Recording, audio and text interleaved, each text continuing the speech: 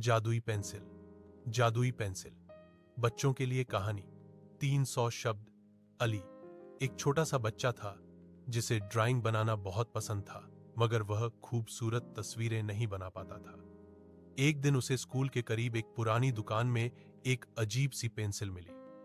दुकानदार ने कहा, यह एक जादुई पेंसिल है, जो भी तुम इससे बनाओगे वह हकीकत बन जाएगा, लेकिन याद रखो इसका इस्तेमाल सिर्फ नेक कामों के लिए करना है।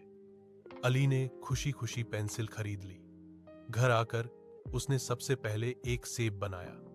अचानक वह सेब असली बन गया। अली हैरान रह गया। अगले दिन उसने अपने दोस्त के लिए एक गेंद बनाई और वह भी असली हो गई। सब दोस्त खुश हो गए। कुछ दिनों बाद गांव में बारिश न होने की वजह से लोग परेशान थे। अली ने जादुई पेंसिल से एक बादल बनाया। वह बादल आसमान पर गया और बारिश होने लगी। खेत सरसब्ज हो गए और सब लोग खुश हो गए।